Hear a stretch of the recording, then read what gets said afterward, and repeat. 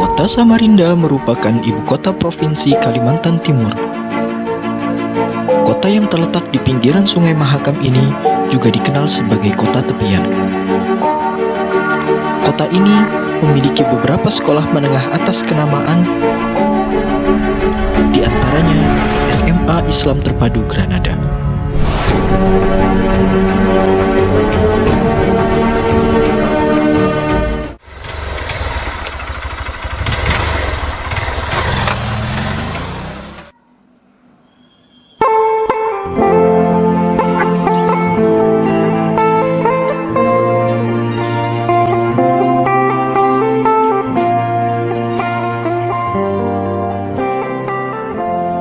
Selamat datang di SMA Islam Terpadu Granada, Samarinda.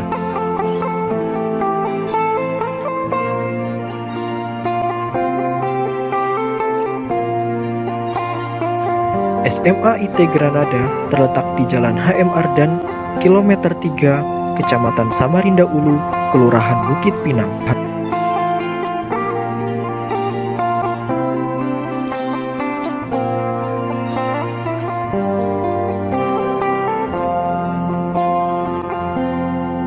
Sekolah ini terletak di dataran tinggi dan hutan yang mengelilinginya. Itulah yang membuat kadar oksigen yang baik dan lingkungan yang tenang dalam proses kegiatan belajar mengajar.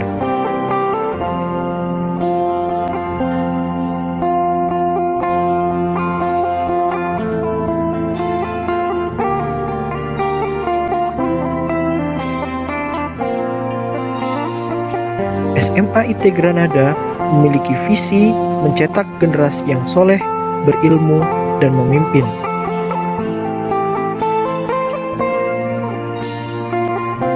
Tidak hanya membentuk peserta didiknya agar berprestasi dalam akademik, tetapi juga intelek dalam beragama, serta memiliki karakter pemimpin agar siap berkontribusi membangun negeri.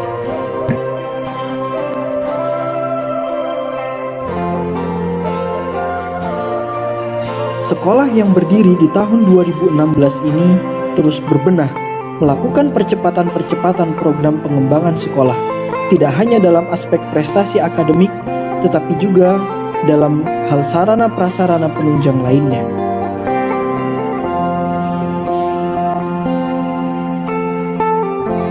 SMA IT Granada memiliki 3 gedung utama yang difungsikan sebagai sarana dan prasarana kegiatan sekolah, berupa kantor, perpustakaan, laboratorium komputer, laboratorium ilmu pengetahuan alam, ruang bimbingan konseling,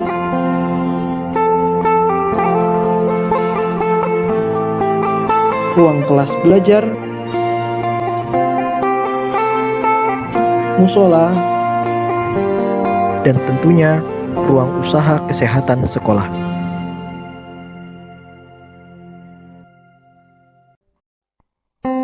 Sekolah adalah rumah kedua bagi murid dalam mewujudkan pendidikan yang lebih baik.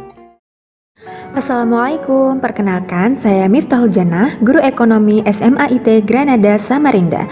Inilah persembahan video best practice saya sebagai mahasiswa pendidikan profesi guru dalam jabatan 2023 Universitas Negeri Manado. Selamat menyaksikan. Secara umum, SMA IT Granada memiliki potensi yang begitu besar. Dari segi letak geografisnya, Samarinda merupakan ibu kota Kalimantan Timur dengan fasilitas pembelajaran yang cukup lengkap, mulai dari perpustakaan kota dan provinsi, akses internet yang lancar, lembaga-lembaga pendidikan ternama baik dari SD hingga universitas berakreditasi A, dan sumber-sumber belajar lainnya. Dari segi potensi internal, para peserta didiknya dirasa berasal dari latar belakang orang tua yang cukup mapan dari segi material. Hal tersebut membuat peserta didik cukup mudah mengakses fasilitas pembelajaran. Sebagai guru, tentunya kami memiliki tugas yang tidak mudah dalam rangka mentransfer ilmu serta mendidik generasi penerus bangsa. Beberapa masalah yang guru temui sebagai pelaksana praktik baik ini adalah rendahnya kemampuan berpikir tingkat tinggi peserta didik dan penggunaan model pembelajaran yang masih konvensional dan tidak variatif.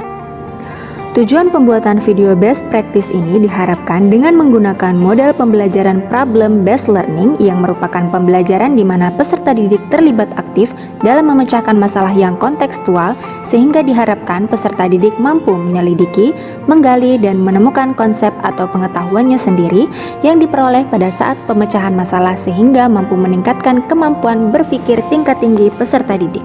Tantangan yang saya hadapi dalam pembuatan video best practice ini adalah menentukan model pembelajaran inovatif yang sesuai dengan karakteristik peserta didik dan kondisi kelas, serta rendahnya keterampilan berpikir tingkat tinggi peserta didik.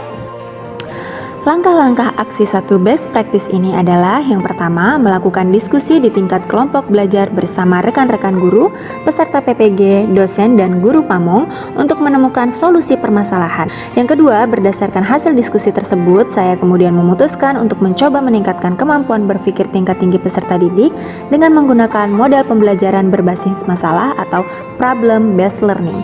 Yang ketiga, merencanakan tindak lanjut berupa penyusunan RPP dan instrumen-instrumen. Yang keempat, menyiapkan bahan materi pembelajaran serta lembar aktivitas. Yang kelima, menyiapkan alat dan bahan untuk kegiatan pembelajaran seperti proyektor, gawai, dan laptop. Yang keenam, melaksanakan kegiatan pembelajaran praktik baik. Dan yang ketujuh, mengevaluasi hasil praktik baik. Strategi yang digunakan dalam praktik baik ini adalah: yang pertama, menggunakan model pembelajaran problem based learning. Yang kedua, memilih media pembelajaran dengan memanfaatkan teknologi informasi yang dapat mendukung proses pembelajaran. Dan yang ketiga, membuat perangkat pembelajaran yang menarik untuk peserta didik. Proses kegiatan dalam praktik baik ini adalah: yang pertama, pada kegiatan ini saya memilih materi akuntansi perusahaan jasa, submateri pengertian dan karakteristik perusahaan jasa. Yang kedua, pada kegiatan ini pendahuluan peserta didik disampaikan tujuan pembelajaran dan evaluasi apa saja dalam pembelajaran tersebut. Yang ketiga, pada kegiatan inti, guru memberikan orientasi masalah berupa video kontekstual yang berkaitan dengan materi. Yang keempat, selanjutnya peserta didik dibentuk kelompok secara heterogen dan guru mengorganisasi peserta didik untuk mengerjakan LKPD secara berkelompok. Selanjutnya, guru membimbing peserta didik untuk melakukan penyelidikan dan memecahkan masalah yang telah dibahas pada orientasi masalah. Kemudian, peserta didik mengkomunikasikan hasil diskusi mereka melalui penyajian hasil yang dilakukan di depan kelas. Kemudian, guru memberikan umpan balik, evaluasi sekaligus penguatan tentang materi dan diskusi yang mereka bahas. Kemudian, bersama-sama peserta didik menyimpulkan masalah yang dibahas pada pembelajaran saat itu. Yang terakhir, pembelajaran ditutup dengan merefleksikan seluruh kegiatan pembelajaran pada hari itu. Refleksi hasil dan dampak persentase dapat dilihat pada grafik persentase ketuntasan nilai pengetahuan. Pada saat pretest, nilai rata-rata pengetahuan peserta didik 25 dengan persentase ketuntasan 4% meningkat pada post-test rata-rata nilai pengetahuan peserta didik menjadi 73 dengan persentase ketuntasan 65%. Demikian pula dengan keterampilan berpikir tingkat tinggi peserta didik yang meningkat dapat dilihat pada grafik berikut. Respon peserta didik sangat baik dapat dilihat dari hasil survei peserta didik dengan skor rata-rata 136,5 dari 140 atau jika dipersentasekan 96% dari skor maksimum. Respon orang lain juga sangat baik berdasarkan hasil observasi teman sejawat dengan skor rata-rata 104 dari 108 atau jika dipersentasekan 94% dari skor maksimum. Faktor yang menjadi keberhasilan dari strategi yang saya lakukan adalah: yang pertama, sumber daya sekolah yang baik dari ruang kelas, jaringan yang baik, dan peralatan pendukung lainnya yang tersedia di sekolah. Yang kedua, dukungan dari pihak terkait mulai dari kepala sekolah, teman sejawat, dosen pembimbing, guru pamong, teman-teman mahasiswa PPG, serta peserta didik. Yang ketiga, kemampuan penggunaan teknologi informasi guru dan peserta didik. Dan yang terakhir, langkah-langkah dari aksi yang telah direncanakan sangat sesuai dengan karakteristik peserta didik.